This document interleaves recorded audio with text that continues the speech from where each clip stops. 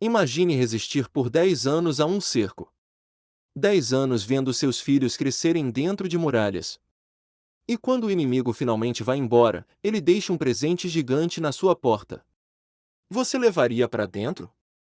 Pois foi exatamente isso que destruiu uma das cidades mais poderosas do mundo antigo. Olá! Hoje você vai conhecer a história verdadeira por trás de uma das maiores manobras de manipulação da humanidade, o cavalo de Troia. Não é só um mito antigo. É um plano tão genial que, 3.000 anos depois, virou nome até de vírus de computador. Prepare-se, aqui não tem força bruta. Tem mente, astúcia e psicologia pura. Tudo começou com uma mulher, Helena, esposa do rei Menelau de Esparta, considerada a mulher mais bela do mundo. Paris, príncipe de Troia, a levou consigo para sua cidade. Mas Helena era mais do que uma rainha, ela era um pretexto. Troia ficava em uma posição estratégica e controlava rotas comerciais riquíssimas no Mediterrâneo. Os reis gregos viram ali uma oportunidade. Sob o comando de Agamenon, irmão de Menelau, mais de 1.000 navios cruzaram o mar Egeu rumo à guerra. Mas havia um problema. Troia tinha muralhas gigantescas, supostamente erguidas pelos próprios deuses Apolo e Poseidon. Eram inexpugnáveis. Por 10 anos, os gregos atacaram, sitiaram, tentaram. E nada. O grande herói Aquiles matou Heitor, o maior guerreiro troiano, em duelo. Mas o próprio Aquiles foi morto depois, atingido por uma flecha de Paris bem no calcanhar, sua única fraqueza. Os gregos estavam exaustos. Desmoralizados. A vitória pela força era impossível. Foi então que um homem teve a ideia que mudaria tudo. Ulisses, em grego, Odisseu, rei de Ítaca. Não era o mais forte. Não era o mais rápido. Mas era o mais astuto entre todos os gregos. Ulisses entendeu uma coisa que ninguém mais entendia: se eles não podiam quebrar as muralhas, os próprios troianos teriam que abrir os portões. Voluntariamente. E para isso, era preciso enganar uma cidade inteira. O plano era ousado. Construir um cavalo de madeira gigante, oco por dentro. Tão grande que pudesse esconder dezenas de guerreiros. A construção foi confiada a Epeu, o melhor artesão grego.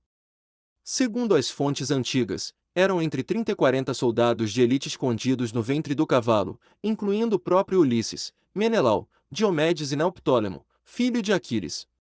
Por fora, o cavalo era uma obra de arte impressionante: olhos cravejados de pedras preciosas, dentes de marfim, arreios cobertos de ouro e púrpura.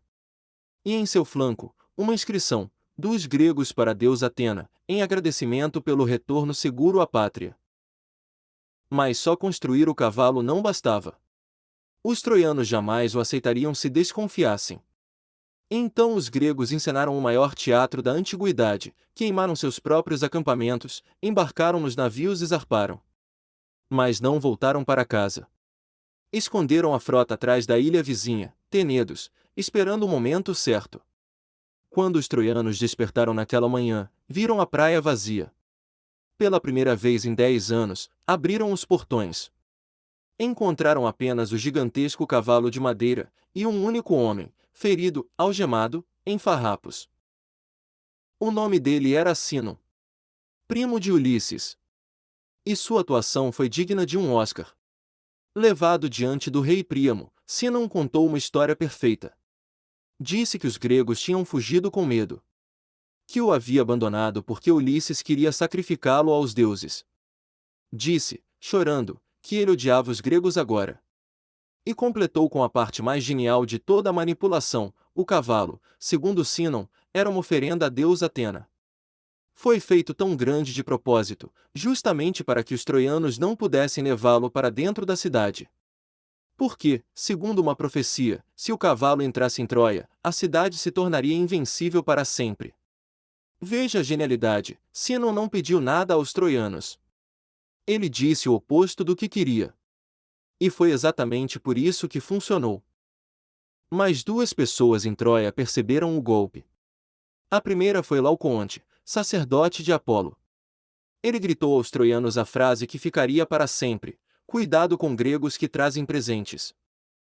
Atirou uma lança no flanco do cavalo, e as armas dos guerreiros escondidos ressoaram lá dentro. Mas naquele momento exato, duas serpentes monstruosas saíram do mar e devoraram Laocoonte e seus 2 filhos.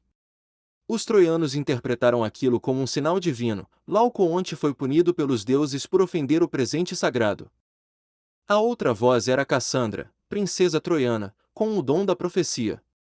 Ela viu tudo o que aconteceria. Mas Cassandra carregava uma maldição, ninguém jamais acreditaria nela. E ninguém acreditou. E então aconteceu. Os troianos decidiram levar o cavalo para dentro. Como ele era grande demais para passar pelos portões, eles próprios derrubaram parte da muralha.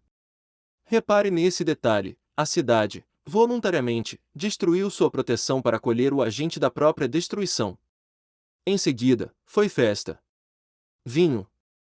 Música. 10 anos de tensão liberados em uma única noite de celebração descontrolada. Quando todos finalmente dormiram, embriagados, Sinon acendeu uma fogueira sinal nas muralhas. Os navios gregos, escondidos em Tenedos, viram a chama e voltaram em silêncio.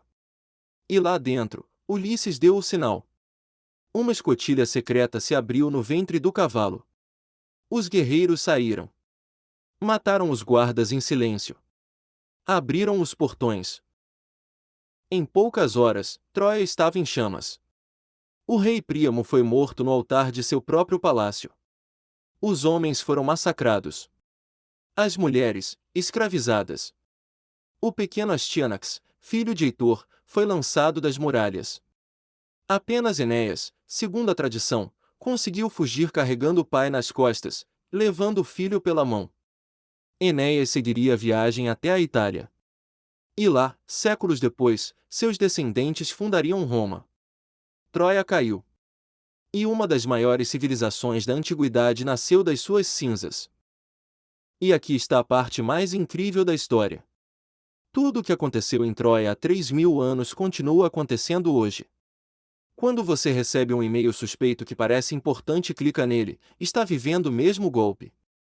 Quando um hacker liga fingindo ser do suporte técnico e pede sua senha, é Sinon te enganando de novo.